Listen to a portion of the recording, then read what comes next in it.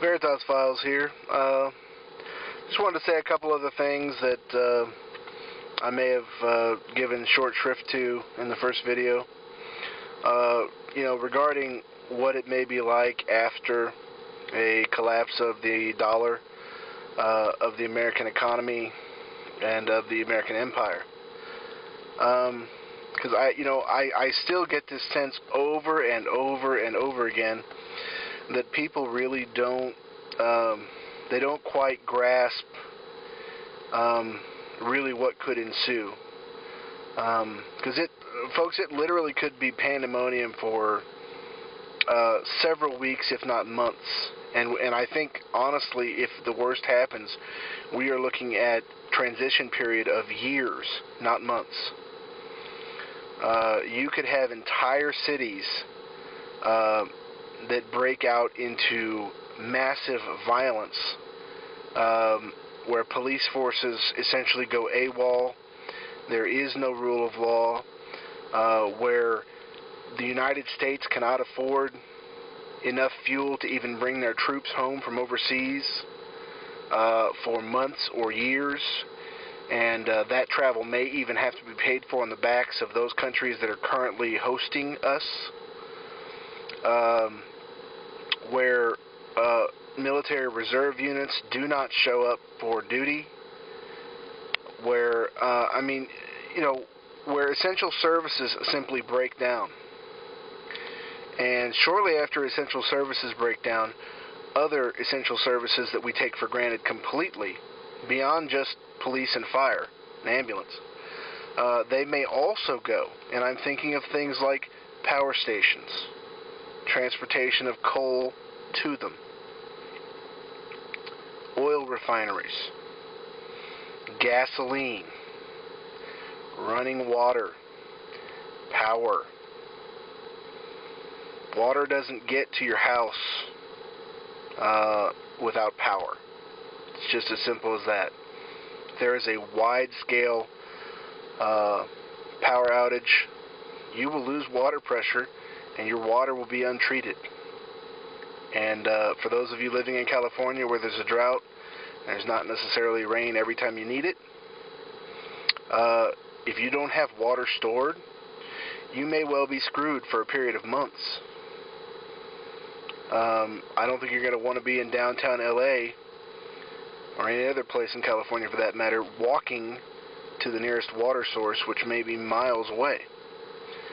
The idea that your home is going to be safe in that kind of environment, give me a break. Again, if you live in any kind of sizable city, the idea that you're just going to be able to tear up your front yard and backyard and plant a garden and sit out in your lawn chair and watch it grow while everybody else is shooting each other and burning down people's homes and looting is insane. It's absolutely crazy. So I just want people to kind of get a sense of what this could be. Now, the fact that I'm predicting the worst in some sense, does that really mean it's going to turn out that way? Absolutely not. I mean, and don't take it that way either. But the fact is, we're hopefully preparing for the worst and hoping for the best. The government is going to come up with all kinds of means and methods of manipulation, so we don't know exactly how it will happen or how long it will take. It may take a very long time for it to actually happen, or a very long time for us to actually get out of it. For example, in the 30s, Roosevelt did many of the things that we see Obama doing today, and had he not, the most recent scholarship on the issue says that we would have exited the Depression in the mid-30s. But instead it took a war and the destruction of a continent that we were responsible to rebuild to actually bring back the American economy and lift us out of the Depression. I hope it doesn't take that long this time. I hope we're not stupid enough to vote those kind of people with worldviews that allow them to cloak immorality in pseudo-morality and call it social justice, like we heard in Obama's speech tonight, back into office. We don't need those people in office. We need real Americans who believe in the American founding and the American ideals, Judeo-Christian moral ethic,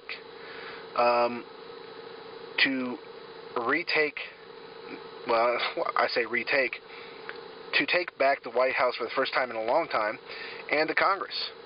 I don't know that there's been people like that in Washington for a very long time. And if there are, it's a handful. I mean, I can think of a few. Tom Coburn from Oklahoma, for example. But they're very few. They're very few. And with our current set, the idea that this is going to be a smooth transition, or that they're going to be able to fix things, or that things aren't going to be as bad as we think they are, I just can't count on that, and neither should you. Neither should you. The only thing you're going to be able to count on, ultimately, you've got to trust God, because ultimately He's in control of this entire thing. But beyond that, you have to be a person of character. You have to help your neighbors, and we have to band together.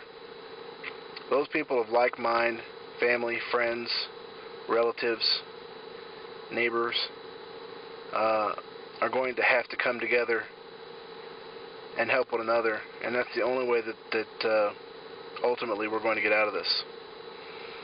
Whether that be by pooling resources after the collapse, or whether that be by voting properly, it really doesn't matter. The point is, people of good conscience who really believe in America have to act like Americans and be good, decent people, or we're not going to make it out of this. Okay? I mean, it's really as simple as that. Anyway, I think I've said enough. There's not a lot. I mean, to some degree, I know with a lot of you guys, I'm kind of preaching to the choir, so I don't know if this is helpful or not, but I know that some of us are really struggling, trying to figure out how to prepare, if we can prepare.